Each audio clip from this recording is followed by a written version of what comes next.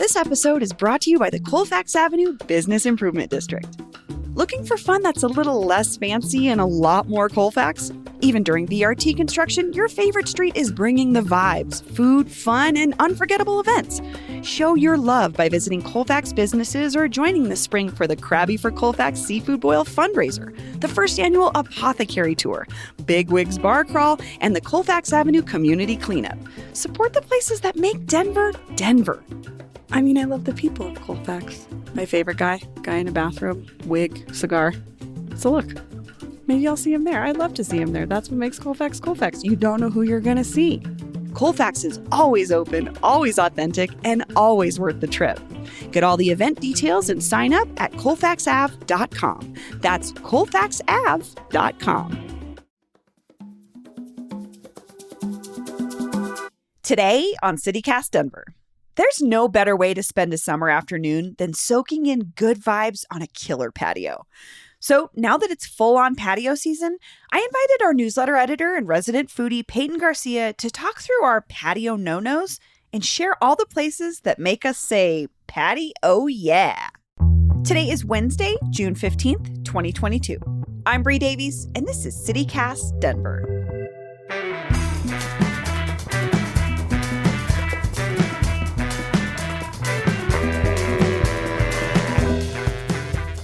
Hey, Peyton. Hey, Bree.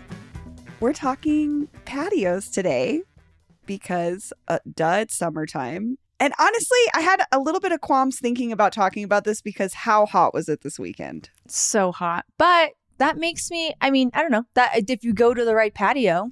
True.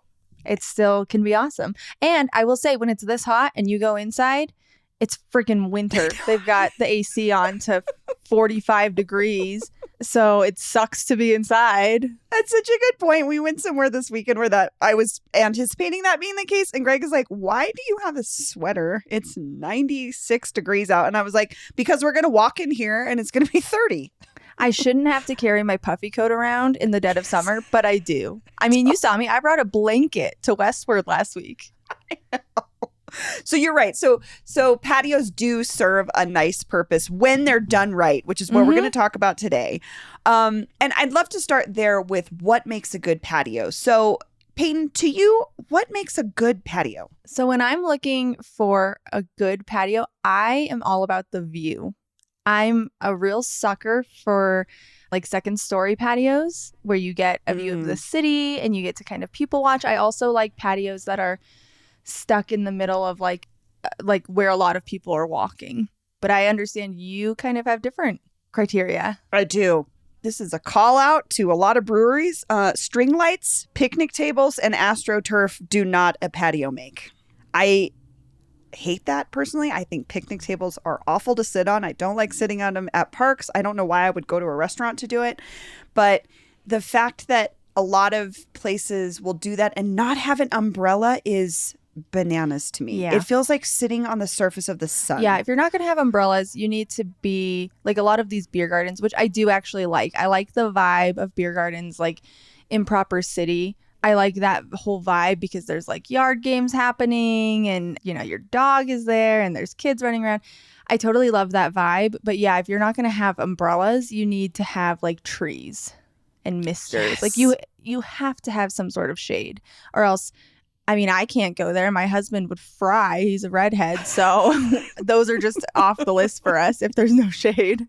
Well, and I'm thinking about the patio expansion that we've seen over the pandemic, and which is great and all, but sometimes I'm like, I'm sitting in a parking lot and you don't have an umbrella for me. Like, this is brutal. I have to say, I don't think I've had really a bad experience with the expansion program. I feel like I've really enjoyed it, but I think most of my experiences have been similar to like the Larimer Square approach, where it's like, it's this very like communal feeling and they've got these little like tents up and they've got space heaters or fire pits. The Larimer Square one is like kind of unique in that they've taken a whole block that also, we're talking about a block that was built when the city was being built. So it was more built for people to begin with. Right. So I would say in my criteria, shade, trees are a dream. but that's not a reality for a lot of places. Right. Nice seating. So like, even if you just have basic metal outdoor furniture, I don't know. It's like how it's laid out. If it's like, I don't want it to feel like a cafeteria. I want it to feel like a special extension of a restaurant in a different way. Like their patio should feel just as good as if you're inside the restaurant. And sometimes I don't think that's the case, you know? It should be an experience too. Yeah. And the other thing for me is along the trees line, if there's greenery of some kind, like any kind, flowers, potted flowers, I mean, it changes. I think folks don't realize this until you're in it, and then it really changes the way that you feel. And you're like, oh, wow, nature is calming.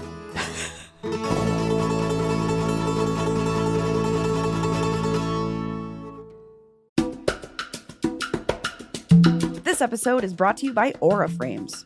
What does your mom want for Mother's Day? Well, my mom always just wants pictures of her kids all together with her grandkids. And this is a tall order because we don't all live in the same place. So I hate to spoil this for you, Brooke, because I know you're listening, but you're getting an Aura digital picture frame for Mother's Day, which is coming up soon, like May 11th. So don't forget. Aura Frames was named the best digital photo frame by Wirecutter and featured in 495 gift guides last year. So next time you need to call your mom, you can also send her a new pic of you from that trip you've been telling her all about, right from your phone. I think the only picture my mom has of all of us together is at Casa Bonita. That's the only time maybe all of us were together. Aura has a great deal for Mother's Day, too. For a limited time, listeners can save on the perfect gift by visiting auraframes.com to get $35 off plus free shipping on their best-selling Carver mat frame. That's auraframes.com. Use promo code CityCast. Support the show by mentioning us at checkout. Terms and conditions apply. So we know what we're looking for in a patio. What are some of your favorite patios? Yeah, so I've kind of can break these up into categories. So patios with a view, I have a handful of those. So like some of my favorite in the city are like Avanti Food and Beverage. They have a great patio with a view. They've kind of got this like stadium seating too. It's kind of like bleachery, but there's like a lot to see, in that area in Highlands. And it looks at the downtown skyline. Yeah. So Avanti does a great job with that. Tamayo has an incredible patio that overlooks Larimer Square. And it is partially covered. So you've got the shade and there's always just so much cool stuff happening on Larimer Square. It's just like, that's like the epitome of summer to me, is like being on Tamayo's patio, sipping a margarita. And then like Linger, they have a great one too. They're again up in the Highlands, but they have a really, really cool rooftop patio. And then there's like hotel rooftops too. Those are a little more kitschy because they're hotel rooftops. But if you really want a view of the city, I mean, if you really want to be like 14 stories up, I mean, there are some places that do really cool things. Like 5430 is a bar at the top of, I think it's Le Meridian, and it's like way up there. And then the Source Hotel has like a bar that you can drink at the very, very top with like a pool. It's very cool. Oh, cool. I didn't know that. I want to go back to Tamayo really quick because I have to tell you, I was looking online at their patio and they have like all different kinds of seating. They have they have gorgeous. They don't just have plants. They have gorgeous plants. Yeah. It's a Mexican restaurant, right? It's been a long time since I've been there. It's Chef Richard Sandoval. It's one of his restaurants, and it is their food. Tamayo's one of my favorite places to eat. They do incredible Mexican food. It's such a fun summer vibe. So for me, my favorite patio of all time in all of Denver is El Noa Noa's patio, which does not have a view for sure, but it's it's on Santa Fe and it's between two buildings. I was going to say, I looked it up and it looked, I mean, you'll have to correct me because I've never been there, but it looked kind of, is it in an alleyway? No, but it kind of looks like it. It's literally in a section where there would be a building on a street. So it's almost like, it's like someone's patio off their house. It's got gorgeous trees. They have a waterfall, like a water feature. So you have that sound, which actually is nice because it kind of covers up or camouflages the sound of Santa Fe, which can be pretty busy. But and it's kind of multi-tiered, so there's different sections. They've got umbrellas. The trees are really what make it.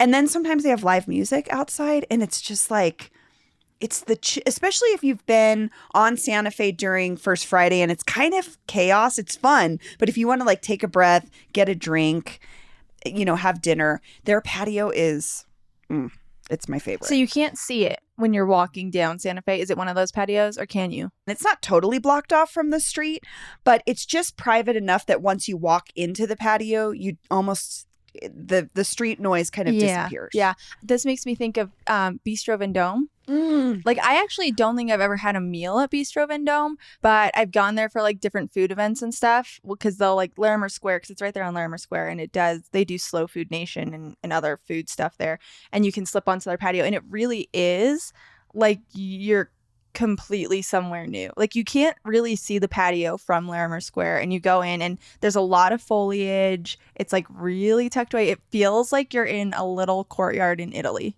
Or maybe France. I think they're French, but yeah, whatever. And then there's this other one I wanted to ask you about. Have you ever been to Forest Room 5?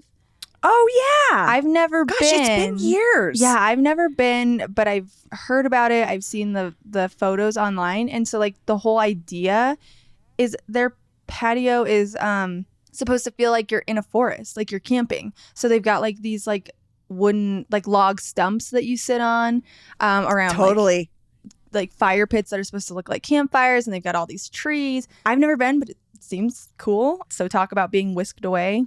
It's been years since I've been there, but now you're describing it, I'm like, I remember that exactly, and it does feel like you're camping. It's like, it's awesome. Yeah. I definitely would recommend going there. Speaking of that kind of patio, actually, Local 46, which is a bar on the north side, has an amazing patio that's similar in that it's got a bunch of trees, and it's got all these little different coves of sort of seating, because they do live music, but they have the trees are sort of incorporated into the patio in terms of like some of the seating is like wood in a way that looks like that. They have like little fire pits, but they also have long tables. They have an outside bar area. Wow, it's cool. just like it's really cool. It's a really nice mix. It's a great place. I would recommend to go see local music especially, but just like, and they usually have a food truck, but in-house they serve these pretzels that are insane if you're a soft pretzel person, that are so good. Local 46 is like one of my favorite spots for like an adult bar place. But yeah, their patio is amazing. Another one I was thinking of, which is kind of like old school, is my brother's bar. I know they did the extensions with the pandemic with like sort of the igloo setup, but their like original patio that's there is it's shaded. It's like, it's pretty no frills, but they've done a good job of making it feel like an extension of the interior. So you still get the classical music. I actually don't think I even knew they had a patio. It's kind of in the back. It's not, I don't know. It's very no frills, but it's like, if you like my brother's bar, you'd love the patio. I do think that there is something fun about, there's been a number of restaurants that I've like frequented, and then it's not to like my fourth or fifth time there that I'm like, wait, you guys have a patio? And you have to like go all the way to the back of the restaurant. And it's kind of like this fun little secret that like only the inn people know about. There's like been a handful of bars, and that is fun. I do like that when you get to discover something. Yeah, and it really is, like you said, it's about you're still getting the same experience, or a different version of the same experience that you would be getting inside the restaurant, but you're in this other area. Yeah, totally. And I'm thinking of, so the Bull and Bush is another one I like, and theirs is definitely a extension of the bar itself. The bar itself, though, is hard to mimic because it's like kind of dark in this way where you walk in from outside and like all of a sudden you're transported. One, right? Yeah, you took me there. I hadn't been there until you took us there, and I loved it. I thought it was really cool. And just for the record, as somebody who's been to pubs in London, they like do a great job. It is such a fun place. I definitely want to go there again. And I didn't know they had a patio. Yeah, they have the patios, and it's huge, and it's fully covered. And I think they have TVs, but they're not overwhelming. You know what I mean? Like sometimes I'm like, sometimes I won't go to a restaurant because the TVs are so intense, especially when they extend them to the patio. And I'm like, a couple is fine. But like, if you're like lining up and you have 10 TVs in a row, I'm like, I don't. Willie and I just went to a bar here in Erie to watch the Avs game. And it was 4 like massive flat screens, but they put them blocked so that it looked like one giant TV the size of a wall. But like 2 of the TVs were like a fraction of a second off. So and when they showed you anxiety. When it was like showing one of the Avs players' faces, his face was like all off and he looked like an alien. It was like I'm nauseous. I can't be in here. I can't watch this. It's awful. Well, Peyton, thanks for talking patios with me. Yeah, this was fun. Now I need to go to a patio. Same. And here's what else Denverites are talking about.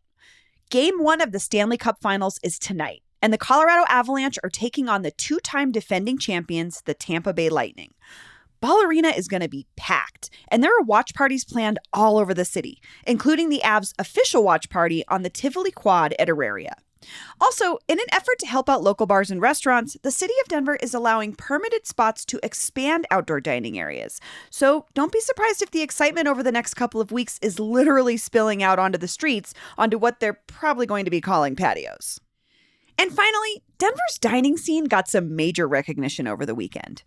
Past guest Adrian Miller won a James Beard Award for his book, Black Smoke, which I talked to him about last summer. And Caroline Glover, the chef and restaurateur behind Aurora's Annette, won her own Beard Award for being the best chef in the Mountain West. And seriously, if you haven't eaten at Annette, I highly recommend a visit to the Stanley Marketplace for a meal. But good luck getting reservations now. That's all for today here on CityCast Denver. If you enjoyed the show, why not take a minute to tell a friend about us? Rate the show wherever you get your podcasts and subscribe to our morning newsletter, where today, Peyton's talking all about the Denver Zoo. We'll be back tomorrow morning with more news from around the city. Bye!